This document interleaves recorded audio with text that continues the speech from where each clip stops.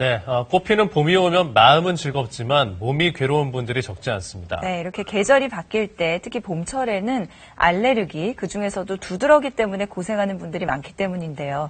오늘 모은희 기자와 이 두드러기에 대해서 좀 알아보겠습니다. 네. 사실 막 퇴치법 이런 거 여쭤보고 싶어요. 네, 그 두드러기 환자의 삶의 질이요. 심장 수술을 받은 사람의 삶의 질하고 거의 비슷하다고 합니다. 그만큼 두드러기가 참 괴롭고 완치하기가 힘든 그런 질환인데요. 예. 두드러기가 잘 나는 사람은 면역력이 약한 겁니다. 그래서 잘 먹고 푹 쉬고 스트레스 줄이도록 노력해야 하는데요. 특히 봄이 되면서 활동량이 늘어나면 외부의 자극에 아무래도 많이 노출되니까 두드러기가 생기기 더욱 쉽거든요.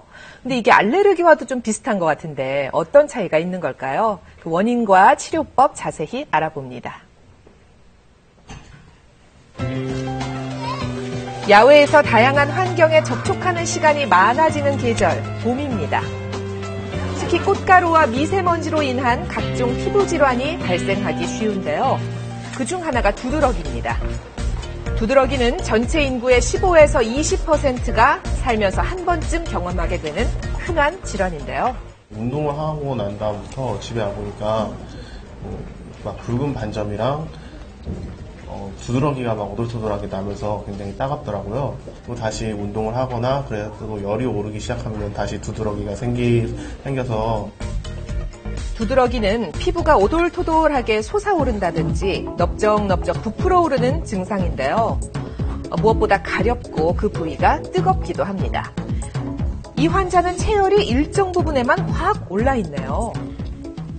자율신경계가 균형을 이루지 못하거나 땀 분비가 원활하게 일어나지 못하는 경우에 피부에 두드러기와 함께 매우 따끔거리는 증상을 동반합니다. 두드러기의 정확한 원인은 아직 밝혀지지 않고 있지만 외부의 물리적인 자극에 우리 몸이 과민하게 반응해서 일어나는 경우가 많습니다. 종류도 무척 다양한데요. 가장 흔한 건 음식에 의한 두드러기입니다. 복숭아, 오이, 견과류, 새우 등이 흔히 원인이 되는데요. 이런 두드러기는 원인이 금세 파악되니까 비교적 빠른 치료가 가능합니다.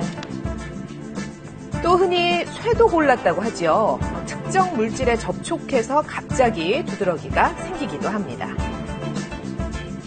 추운 날씨나 저온에 장시간 노출되면 발생하는 한랭 두드러기도 있고요. 겨울에 고생하신 분 많으셨죠?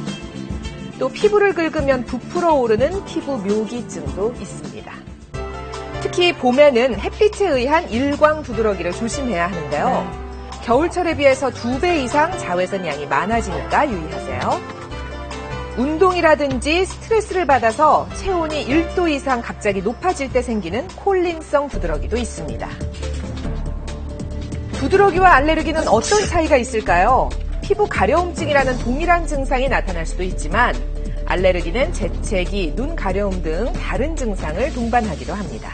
알레르기 같은 경우에 꼭 두드러기와 같은 피부 증세로만 나타나는 것이 아니라 이렇게 호흡기계의 알레르기 반응이 나타나면 천식, 호흡곤란 이런 것들이 나타날 수가 있고 또 코 쪽으로 이비인후과 쪽으로 나타나면 알레르기 비염과 같은 증세가 나타나게 됩니다.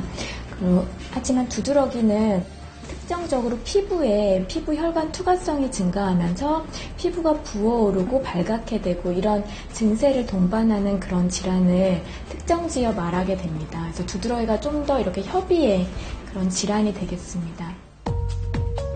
두드러기는 서둘러 치료하지 않으면 만성으로 변해서 약을 먹어도 효과를 잘 볼 수 없고 악화와 재발을 반복하게 됩니다. 원인을 알 수 없이 두드러기가 6주 이상 지속된다면 만성 두드러기로 진단합니다. 따라서 두드러기가 6주 이상 지속되었다면 빠른 치료가 필요합니다.